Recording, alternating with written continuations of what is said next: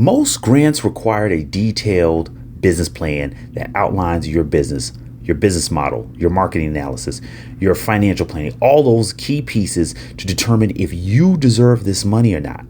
Now, go get that money right now. Oh, wait. You don't have a plan. No plan, no grant. No plan, no loan. Do not let the little but yet super important factor, super important tool stop you from business partnerships, investors, crowdfunding, grants, loans. Let's go get this money. Let's get this plan so you can go get your money. Let's get it.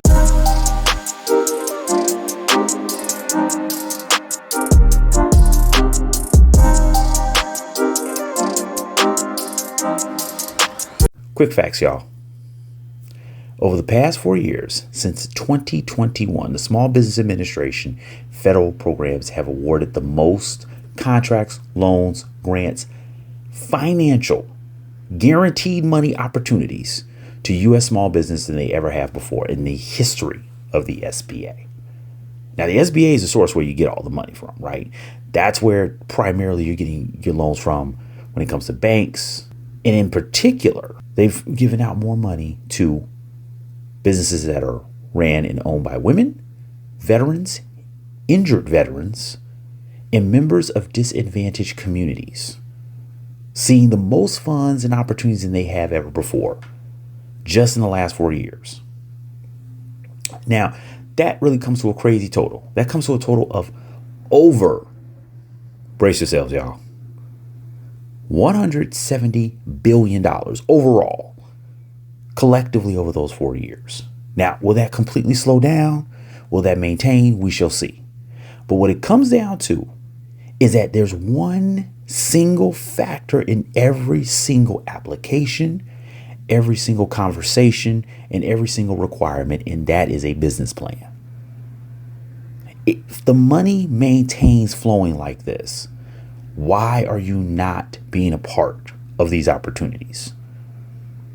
The fact is, yes, it takes money to make money. It doesn't necessarily mean you need to have $1 billion out the gate, but it doesn't hurt if you're getting contracts and opportunities to fund your business and compete. Whether it's for your marketing, it's for your operations, it's for taking care of vendors, it's getting new locations, it's expanding. I don't like hearing it, but I hear it a lot where people say, I don't have a business plan, when it's one of the most simplistic things to put together for a business, because literally all you're doing is taking information that's out there already and combining it with your creativity and your vision. So you can identify what works, what doesn't work, what could potentially be down the road and what can impact you, and just telling your story of how you're going to get to where you want to be. It's just put on paper, or in this case, digital paper. So let's get to it, right? Go to a bank, apply for a loan, not a loan shark, a real loan. They want a business plan. So what are the essentials for a business plan? We'll go over that first. Different types, different formats. And also opportunities when it comes to technology in helping you create that business plan and get it in the right hands and get it in front of the right people. And most importantly, easy to maintain and easy to go back into and update, develop, and get you where you need to be when we come back. You got to grab attention. You got to tell a story. You got to keep people engaged and ready to go. That is not social media content, y'all. That is a business plan. Because you want to tell your story, provide clarity of your vision, but fact-based of how you're going to not only see it through and get it done, but also why it's necessary, why people need your business.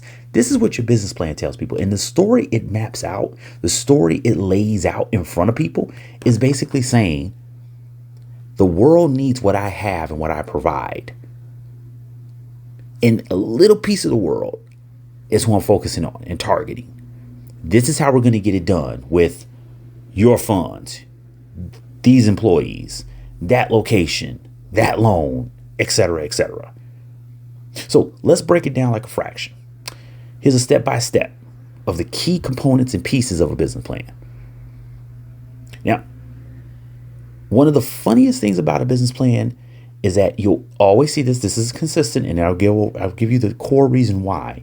The executive summary goes in the beginning, the first portion of your business plan, yet is the last piece to be put together because it's a culmination.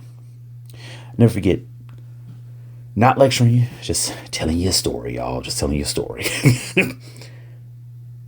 One of the very first executive directors I ever had a really good rapport, a good relationship with, he said something very simple to me. Very simple. Made this great proposal for a project we were working on. And it wasn't hefty. It wasn't 1,000 pages. It wasn't even 100 pages. It wasn't even 50. It wasn't 25. It was about not even 10 pages, right? 10 sheets. Put together a nice kind of infographic slide style, if you will. And even with that, under 5 pages, even with that, he said, keep it high level. Present it as if I knew nothing about what you were talking about. It was the executive summary of a proposal, which is the same thing as an executive summary for a business plan. Treat it like the person reading it has no idea what you're talking about. And when they're done reading it, they know everything that you want, your hopes, your dreams, how you see it getting done, everything. This is why the executive summary goes last, because it summarizes everything you put together in that business plan, but in a nutshell. If someone just has to say, you know what, I just need to see that first sheet of paper, this will make and break. And I'm telling you right now, it's the first piece of the overall plan, but it's the last piece to be put together. Real talk, y'all. No doubt about this. There are people who get deals just on their executive summary. Now, I can't say if that's necessarily the best case in all situations, but I know for a fact from banks, from investors, partners, there are people who've gotten very good deals, funded their entire business, paid for getting into a franchise, some serious cash off of a tight, concise, well put together executive summary. Your business idea, the product, the problem that you're solving, the target market, and the opportunity. The opportunity, we talk about this a lot when it comes to startups. Not necessarily what it is right now, but what it is 5, 10, 20 years. I would say with your first business plan, really try to get it tight and focus on that first year. But if you can, build it out to 5 years. Can't share all the details, but I'll give you insight to one specific business plan when I'm talking about, people making good deals. Smart person, very smart move. He was going to be straight up and honest, and it worked out in his favor. He let him know, hey, I do not want to have this business after 5 years. He didn't say the business will not be in business. It won't be profitable. He said, I don't want to be in business after 5 years. He put that in the business plan, the exit strategy. And that's what got him the money, because they saw, hey, this business is going to be worth something to where we can sell it in 5 years. Or he's going to sell it in 5 years and we all make money. What is your vision? Your vision, your mission statement. Keep it brief, keep it compelling, but tell a story and write it last. Here are 3 key elements, a few really important elements that need to be in that business plan. And you have to make sure you highlight them in that executive summary. Next one is the company description. Defining the company and its goals. What are you doing? What are you here for? What is it about? This goes back to what I just talked about in exit strategy. What's the short-term goals? What are the long-term? What's the long-term vision for this? Where does this come from? What's the history behind it? Are you solving a problem that has never been addressed before? We talk about competitive advantage and competitive, unique positioning in quite a few episodes. And specifically, this is where you can highlight that. This is why my company needs to exist. Because we have a very unique value proposition and some key components to that business description and overall company description. Then there's the market analysis. Now, the market analysis, of course, that's my favorite part as a marketer, of course. But we have another piece coming up in a minute. But this is actually what should fuel a lot. Like, this is where you're going to see the beef of the research. And this is the part that scares people. I hate to say it, but scares them the most besides financial stuff, is when they have to do research. This can start off by just asking questions. Great businesses have just simply come from, hey, I'm a customer. I know what's missing. Let me make a business to solve that problem. Great businesses have come from, hey, I love this product and service that's already out there. The only problem, it's not solving these other issues, or I can't use it for these other issues I have. Let me create a business. Also, and this is the one that gets most people to the height of any industry. They're just paying attention to what's going on in the world.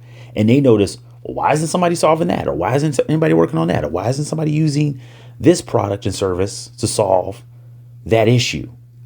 You know what? I'm not going to wait around. I'm going to do it. I've used them a couple times, and I'm going to use them again in this one. Jeff Bezos. Now, Jeff Bezos, once again, he's not coming from the same position a lot of us are coming from, and I'm not going to that angle. But everything can be used as a case study, and I will always use this as a case study. He simply saw an opportunity in the book business, but not just the book business, overall commerce. He saw where it was going, and this is why he had a corporation that was technically not profitable in its first damn near 20 years. But it kept growing, and they kept getting more money from investors because everyone saw where he was going. And sure enough, look what happened. Look at Amazon's valuation. Forget valuations, because, no offense, but I hate valuations. I've gotten arguments with startup people all the time about this. Valuations are sucky. They're horrible. They don't mean jack squat. You ain't got money in the bank. I don't care, because I got to pay rent. I got to pay mortgages. I got to pay employees. That's what matters to me. Valuations are nice, but let's talk real talk. Let's talk money. And frankly, people saw not just the valuation, they saw the true value of the business and what it was doing. It was making millionaires.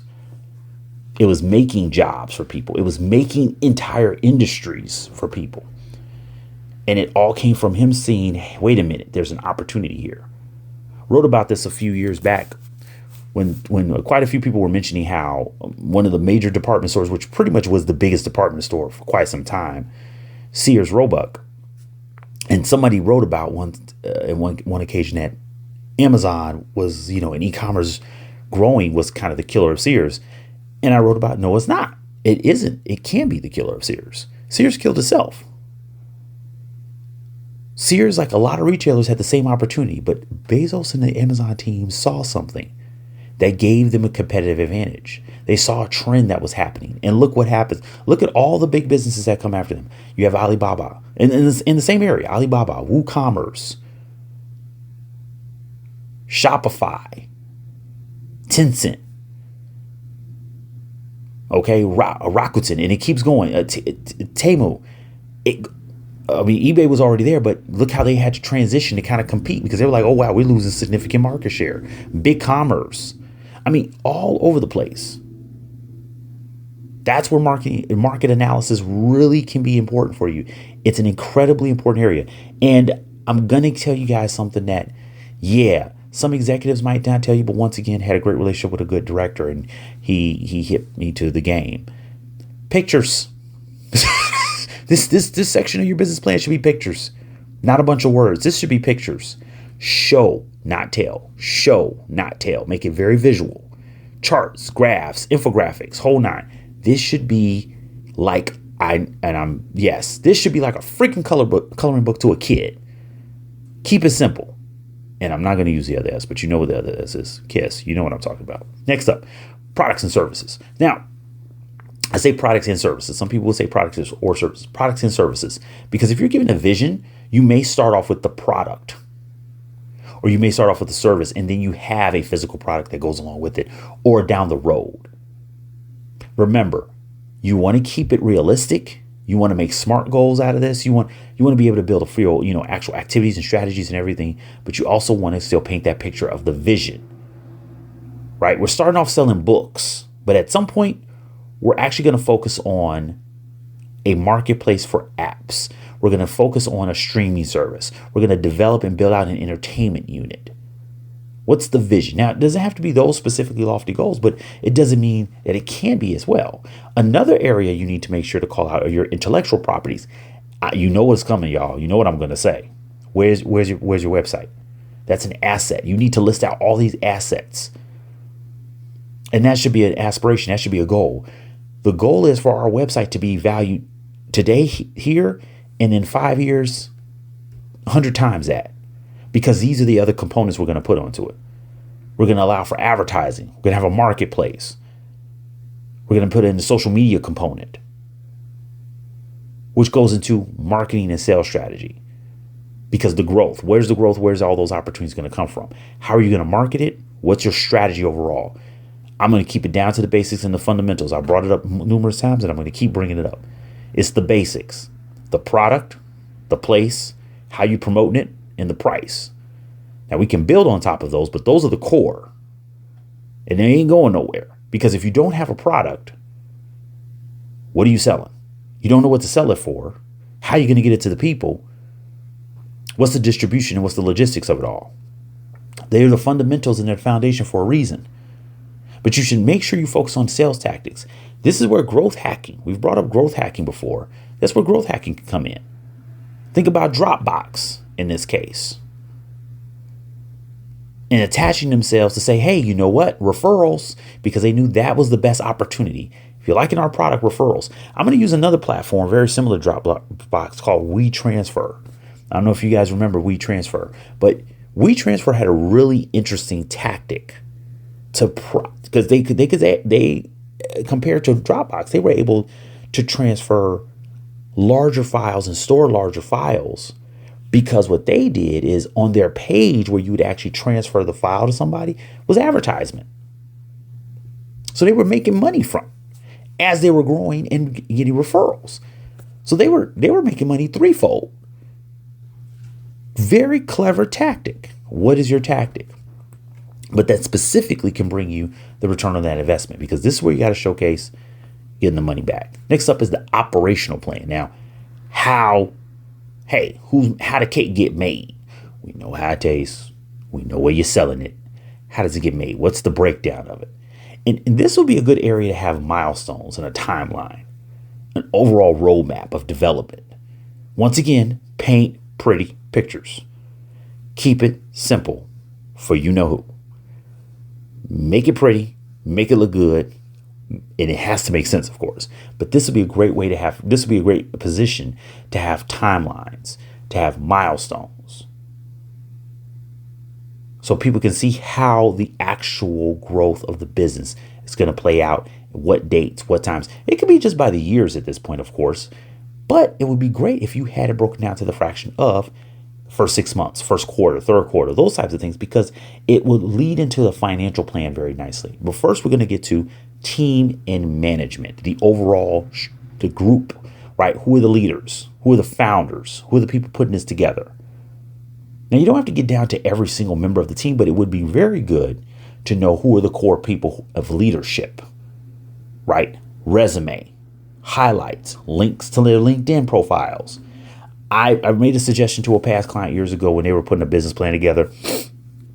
And that's, so this area wouldn't be too meaty. So it wouldn't be too, literally 10, 20 pages just on this alone, because that business plan does not have to be that way. Believe me.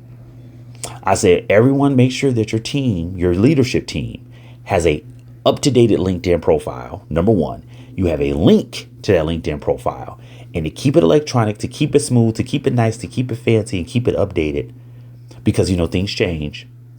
It should just be their picture, name, rank in the org chart, and a link to their bio or a link to their LinkedIn profile. That's it. Kept it to one sheet of paper, kept it to one slide, if put into a PowerPoint, and it was very efficient. It's very simple. That's not super innovative, but that just gets the job done. Because the next area is where they're going to really want to focus on, and that's the financial plan. So you shouldn't be dwelling too much on that leadership aspect. But that financial plan is going to be the big one. What are your projections? Now, remember I said the first year, you definitely want a business plan for that whole year, what's going to happen. But it would be best to go out at least 3 to 5. And that's because those financial projections are going to help. The assumption, here's a You got to understand some things. And this is why it's really important to have some basic business understanding of things before you go into anything of this nature, whether it's a startup, small business, franchise. The expectation is that your first year will always be a loss. This is where a lot of people fail who don't know about business in the business world. Most people outside don't know this, but most people inside of any industry understand. We typically assume your first year in business is going to be a loss because you're just getting started. You're just getting your feet wet. You're just getting your hands dirty. You're just getting out there in front of people. But of course, we're not expecting you to be that way every single year. And even if you are taking a loss, maybe year 1 and year 2, where are you getting some growth? Maybe you took a loss because you got more orders, and this is why you need the loan. This is why you need some assistance, because you have more orders, more opportunity, but you had to spend more to get those done. But you've got the market share. You've got the traction.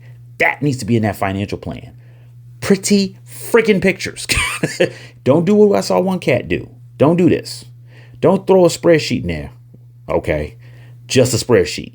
And it literally is just a spreadsheet. It's a spreadsheet with a bunch of numbers in it. And it doesn't tell me anything. The data can tell the story too. Data visualization is big. We got some great AI tools to even help out in the world with that now. But a really solid business analyst, if you don't have this skill packed down, that's okay. If you don't have that skill set down, that's cool. Go find you a really good business analyst, because they can put that together, make some pretty pictures with these numbers. And that's what you need. It needs to be clear, realistic numbers.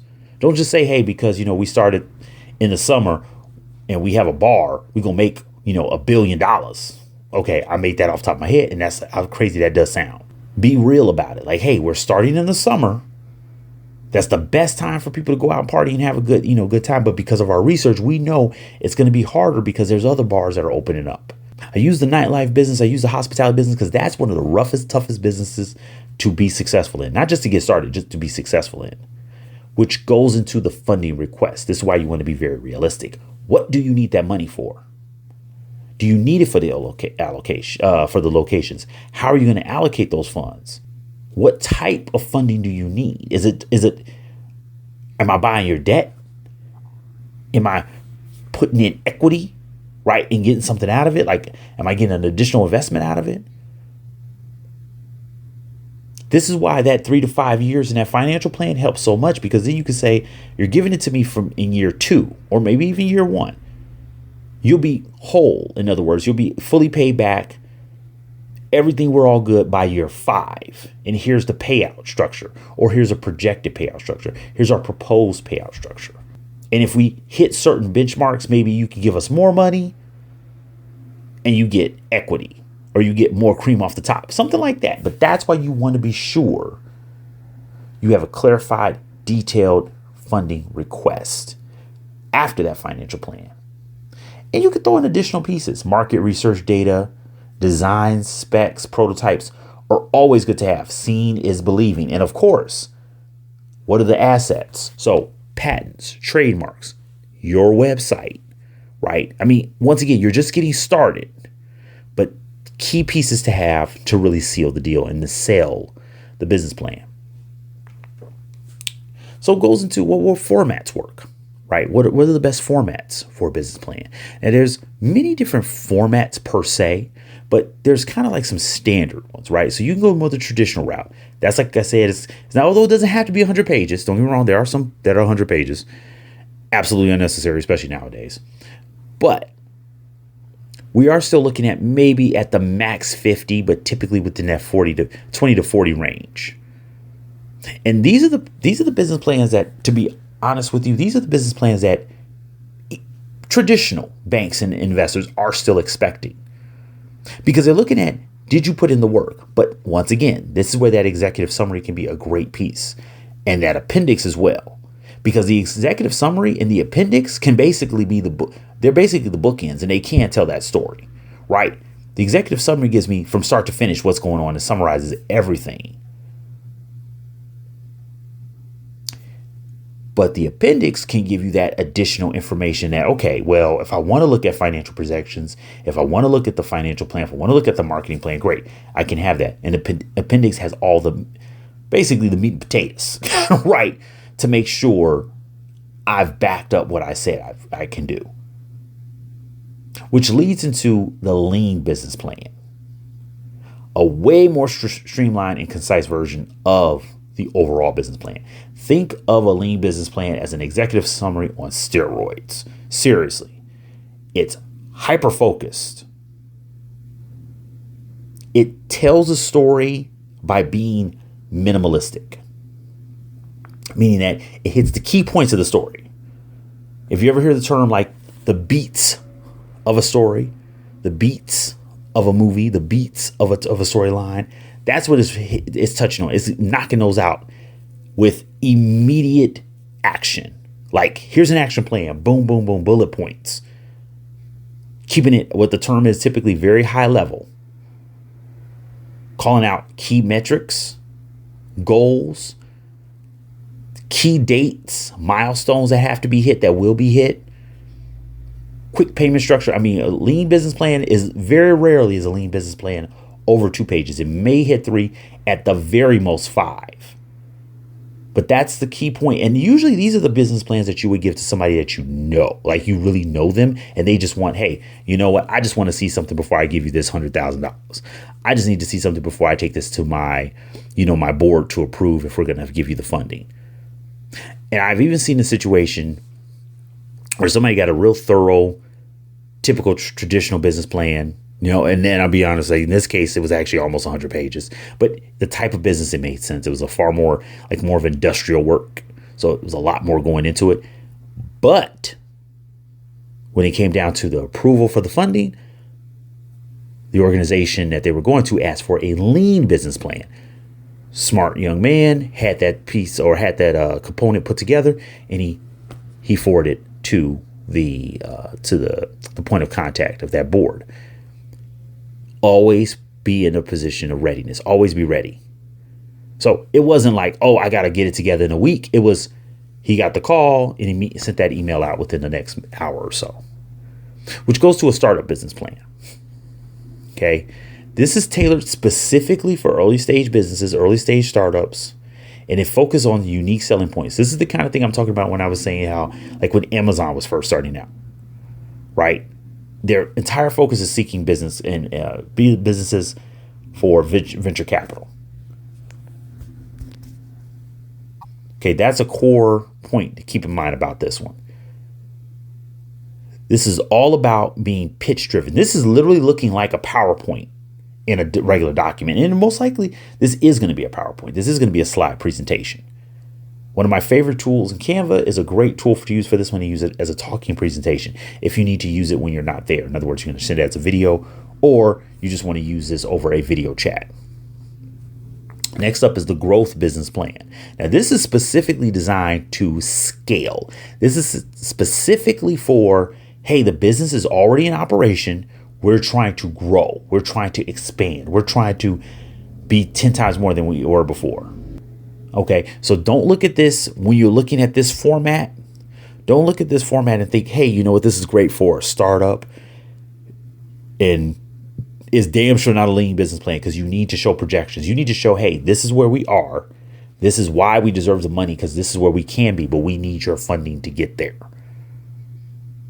So this is not a crazy beefed out plan like 100 pages, but it definitely is a lot more than that lean business plan. But it's only for a business that is currently in business.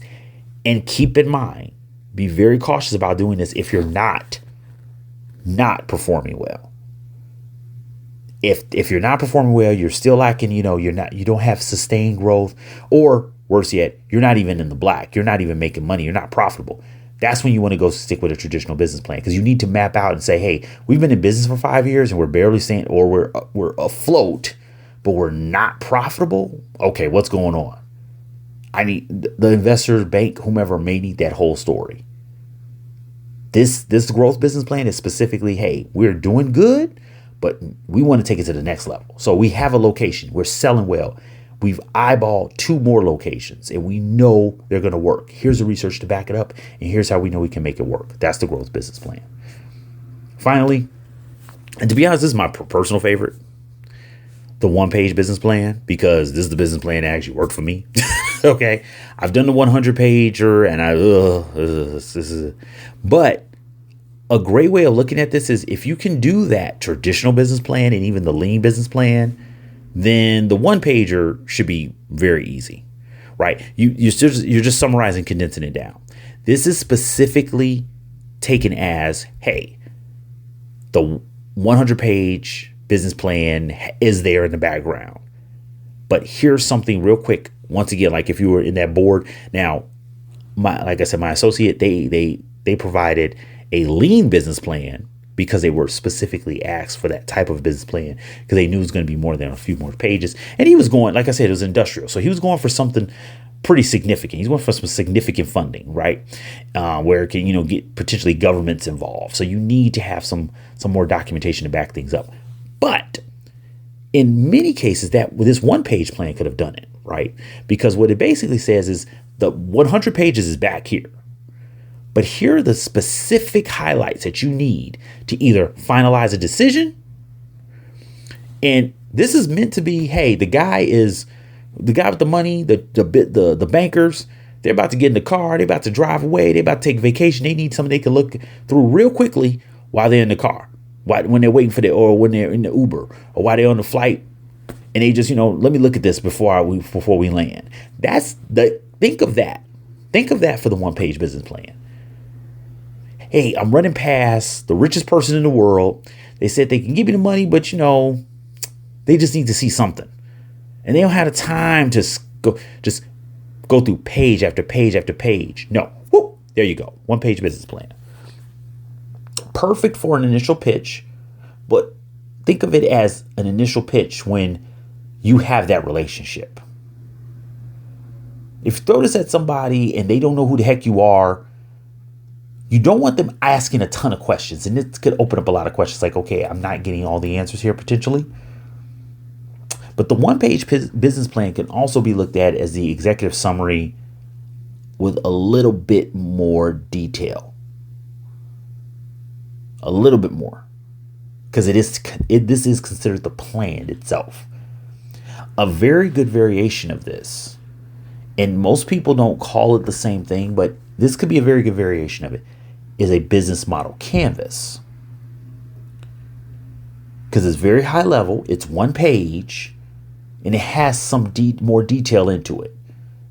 So a business model canvas, if you sprinkle in projections, funding, costs, the 4Ps, stuff like that, you can still get away with that as even a 1-page business plan. But the 1-page business plan is the one that effectively worked for me the most, and it's my personal favorite. But also keep in mind, you want to know how to build out that big, hefty traditional plan. That way that this 1 page is going to be easy. It's just picking and choosing what you want to put in there at that point, as opposed to trying to brainstorm, well, how do I condense all these ideas in my, no, that's the whole purpose. It's not supposed to be just stuck in your head. Have it down 40, 50 pages, maybe, if that's the way, and you can keep chipping away at it and then bring it down and summarize it into a 1-page plan. So those are the formats going from the top: traditional business plan, lean business plan, the startup business plan, the growth plan, and then the 1 page. Now, when we come back, we're going to go over software that can make your life so much easier. And let me tell you, I wish most of these were around when I was writing these things, but we got them all now, or at least you got them all now for sure when we come back. Giddy up, y'all. Okay. All right. Well, we're talking business plan, so I always have fun with this. Now, let's start off with LivePlan. Now, LivePlan was the first business plan software I ever used. It's been around for some time. And I mean, it literally fits the name. And that's exactly what you expect from a software, but that's exactly what you need. See, the idea of having it on paper, that's, it's good to have it printed out. I would still suggest business model canvas, 1-page business plan. Have that sucker just like a SMART goal sheet. Have that on your wall. That's the best part about those pieces. But to get the most out of a business plan, especially when you're trying to share it with people and that it stays up to date and it's an actual working tool, Your business plan should be a living document. Life plan makes it that living document, makes it that living, breathing, operational document that you can go to and reference. And it's actually pretty affordable, right? You would think something like this would be a lot more money. And especially as essential as your business, they have plans starting as low as I believe it's still at like $20 a month, which is very helpful because if you're just getting started out, it's a great way to just get your feet wet. And the cool part about it, they have a lot of templates to start from. You know, I love my templates. I love a good template because you need something to first, especially if it's your first time ever writing a business plan, something visual, right? Something easy to get in there, get your hands dirty and understand this is where this piece should go. And this is how it should help me, with the right, guidance, whether you're working with a consultant, a coach, you're taking a course or you're actually in school for business. Doesn't matter. Working in tandem with this tool is perfect. I did that and it helped a great deal. And just understanding how to see it from a real perspective, with my very first business, and then I used it for 2 other businesses as well. Then it comes the Biz Plan. Now, Biz Plan has a cool drag and drop interface. So if you're used to using like, Canva or Wix, you're really going to like the interface of Biz Plan. I like the interface of Biz Plan, that allowed you to see it as you build it. But more importantly, you feel like you're building it. It's a different feeling. Literally, it's very good, user friendly and user interface to work with, and very investor friendly. This is a key. This is a winning point for BizPlan. It feels like it was designed with the financial person in mind, which is, of course, where we started off. One of the main reasons why you may want to do this and need this is to get funding. BizPlan clearly was designed, when I go back to saying, hey, show, not tell, it was clearly designed to win over people with that financial mindset and what they're looking for when it comes to key metrics, when it comes to, different graphs and data visualization. Fantastic tool. InLoop. InLoop has a couple cool tools within it, especially for the real-time collaboration, all for collaboration software. Always for that. Miro, Canva, Asana, Teams, Google Drive. I love any tool that makes collaboration easy because especially as we get, more remote teams, makes it easier. Maybe you have that business analyst. You need to get a business analyst if you're not used to this stuff, which is okay, but you need to get one, or a business coach, and they're in another state, another country, or they just, you guys can't link up in the office as much, or maybe your home office as much as you would like. It's a really good collaborative tool. And another good aspect of it, it has a financial projection, or specifically financial performance scoring. How does that help you? Because if you're not the finance person and you need to make sure that it's looking like your business is going to be going in the right direction, this is ideal. This is a really cool tool for first-time entrepreneurs, right? Looking for a very simplistic but straightforward tool. I will suggest InLoop on that one for sure. If it's the first time doing it, especially once again for those collaborative tools, very helpful. Up metrics. So collaborative tools, once again, great. Also very affordable. And if you're just starting out, you don't know where, you want to put your money necessarily, this would be a great one. I believe they have plans as low as for the individual team members, as low as I think it's like 10, maybe 15 at the most per month. But most importantly, you can have the tool for yourself, your team members, they can join on later. So you don't have to necessarily have a package for everybody right off the bat. Also, fantastic presentations. Now, I said it before, I'm going to keep saying it. Keep it simple, make it visual. They see this. I will admit that some of the other tools, I wish they had more visually friendly. Only one kind of touched on that a little bit more on that business plan. But this is clearly designed for a person who's, hey, I need to see it, to believe it, to engage with it. Great aspect, great tool, and fantastic pricing. Up Matrix. And then finally, there's Plan Guru. Now, Plan Guru has one of the things I love about any tool, besides collaboration, integrations. Easy to integrate, easy to connect it with QuickBooks, easy to connect it with Excel. Once again, if your finance and that's the area that's not necessarily your strongest and you're working with somebody, helping you with it, collaborating with them to help you with the financial projections, with the financial analytics and the analysis. This is a cool tool because they can do that stuff in Excel. They can hook it up in QuickBooks. You can start building out which is awesome from the very beginning to help keep track of this. You can start building out your financial documents. And let me tell you right now, the sooner you get used and comfortable with that, the better for you and your business. So Plan Guru is a good option. One major drawback though, if you're just starting out, Plan Guru costs. Okay.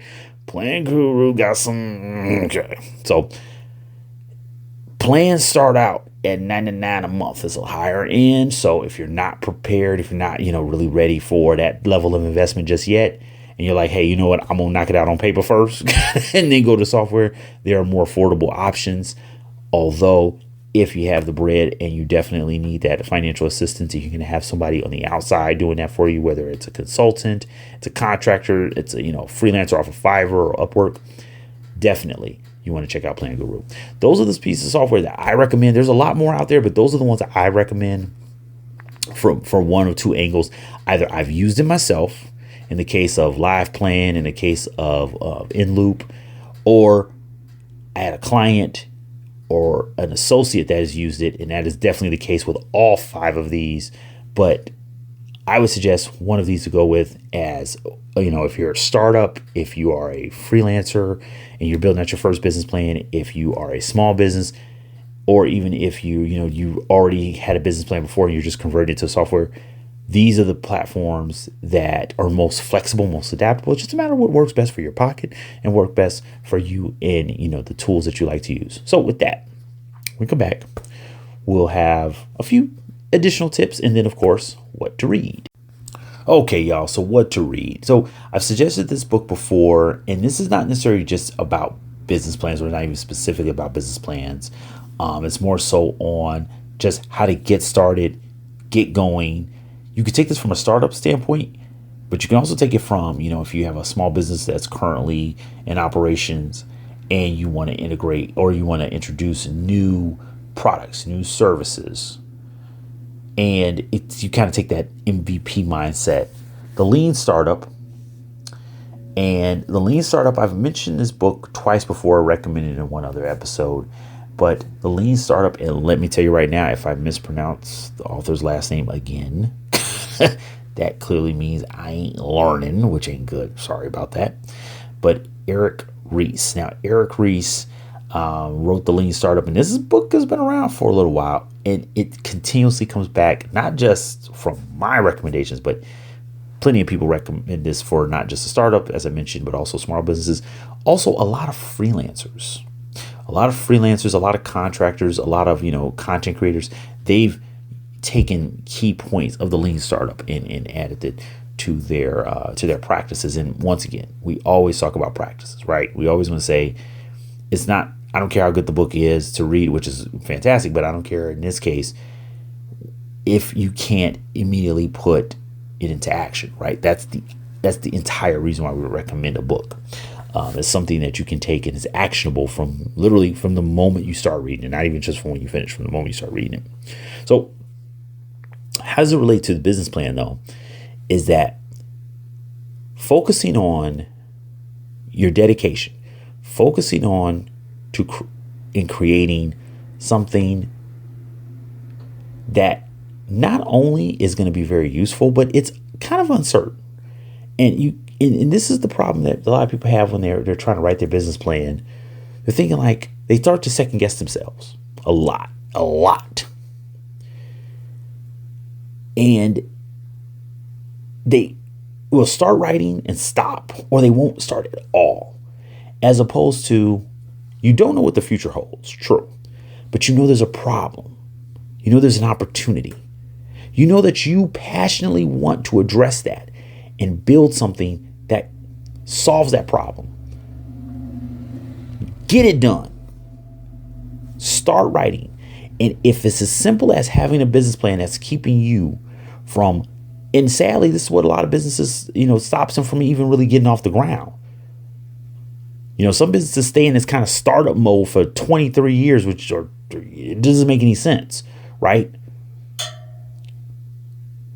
because they haven't taken the time to plan how to take them to the next level. Like I said, having a growth plan, right? Having a next stage, how to scale, how to maybe even an exit strategy, but they're stuck in startup mode.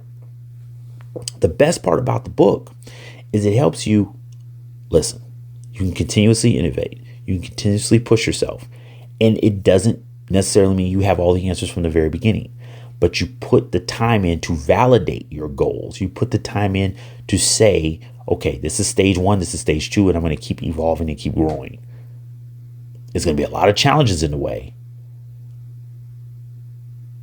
But how can I focus on building and growing continuously? Great book from, like I said, from the MVP area, from the few other times that I mentioned it, but I really suggested in the MVP episode, but great here as well when you're building out that business plan. And it gives you great examples of other companies as well that you can pull from. And there are great places to reference actual business plans, like initial business plans from some companies out there. I'll provide links to that as well in the description of this episode. And with that, as always, I owe you something. So there's the book, The Lean Startup. You want to check that out. There's a link to the book in the description of this episode, of course. And what do I owe you? Well, a couple things. Number one, gave you examples of the 5 typical traditional lean growth, and of course the startup business plan have basic templates for you to start with. And once again, one of my favorite collaborative tools, Canva. So we have a Canva template for each version of the business plan. If you didn't think you could do your business plan in Canva, there's nothing pretty much. If it's digital, you can pretty much build anything in Canva, which is awesome. Which I wonder why it's one of the best digital tools out there. But also, if you're having trouble still with writing a business plan and just kind of formulating, putting things together, mentorship helped me. Mentorship can help everybody. You should always seek a mentor at any stage of your business and in your life in general. So SCORE Mentors is a link to SCORE Mentors. And remember, SCORE is a not-for-profit organization, free mentorship. It can be virtual, it can be in person. They have many locations all throughout the U.S., but a fantastic resource for anyone looking to start a business, grow their business, expand. Like I've brought up multiple times, I have no problems being a broker record on this one. Working with a SCORE mentor literally saved me and my business partner at the time, saved us literally millions of dollars, right? From going into something that would have been just a cluster fudger, you know what I'm saying? So those are the takeaways, and those are the book of the episode. But here's, like I said, a few additional tips for you guys when thinking of what the business plan should have in writing it. First off, do not get hung up on writing it. Just start writing. Start putting pieces together. It's not going to be, I gave you the sections, the key components and the key sections, but it doesn't even have to necessarily be in that order when you start writing it, right? That maybe should be the way it's collectively put together so it's easy to follow for a reader. But once again, that does not necessarily mean you have to start off, hey, maybe you got the finance down. For some reason, maybe you have more financial numbers and you're ready to go with that. Great. You have a bunch of research, start putting your research together. But here's tips. Number one, be realistic. Be honest. Once again, don't say, hey, we're going to make hundreds of millions of dollars in our first week. Be real. Be very honest and realistic. The research will help you. Be realistic. It will humble you. Be humble about that. There's nothing wrong with that. But tell a story. That's the next piece. Always tell a story. The business plan should be engaging and weaving and showcasing your journey and your vision. Be passionate about it. It is a formal business document, yes, but be passionate about it too. Put that heart into it. This is why we started the business. This is why we're doing this. This is why the world needs what we're doing. That's a big one. Next one, proofread the motherfudger out of this. Read the heck out of it. Have 5 other people read it. And this will actually be a really good way to help you understand if you're telling the story well, but also that executive summary, if it seals the deal. Proofread and have someone who knows jack squat about what you do proofread it. Now, you want someone to formally go over it with a good grammatical eye. Yes. Yes, you want to make sure no basic spelling errors and stuff like that.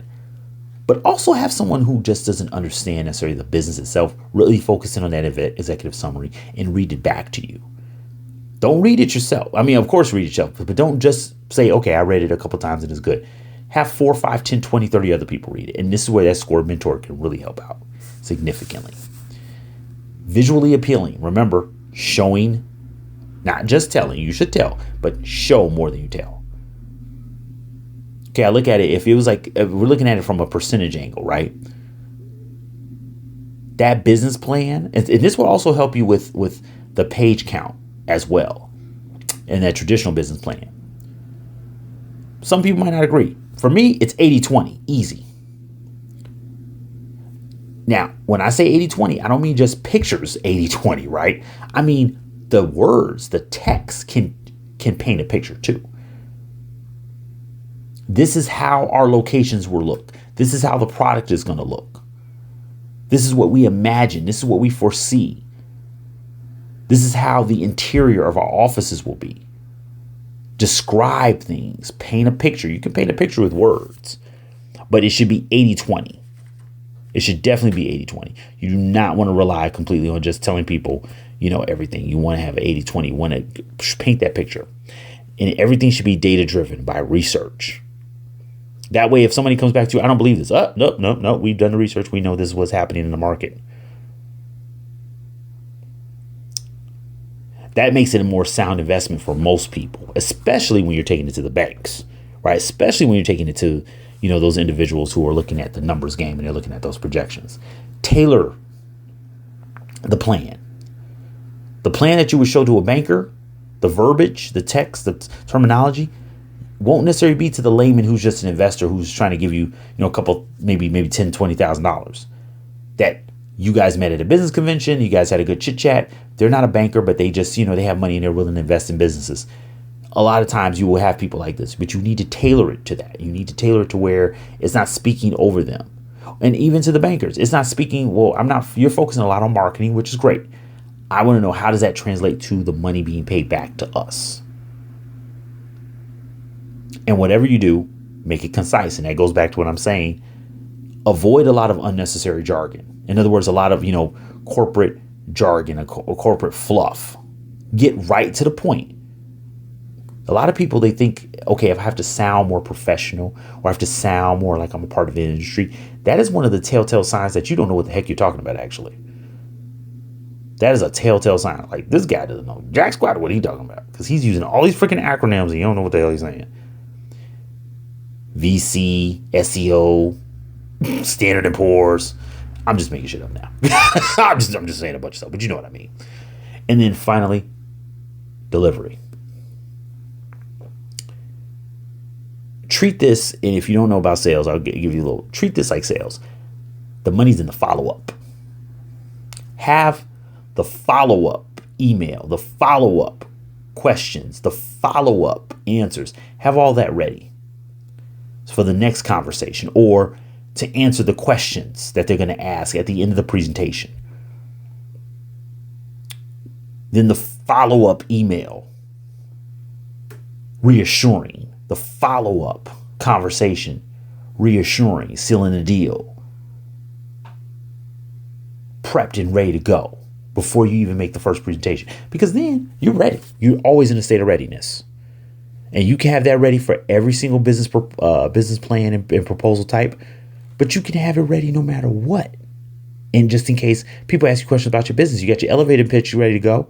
Why wouldn't you have a business plan as well? And after the business plan, why wouldn't you have, okay, well, what's the next steps we could take? Email, conversation, phone script, ready to go. People are afraid of scripts for some reason.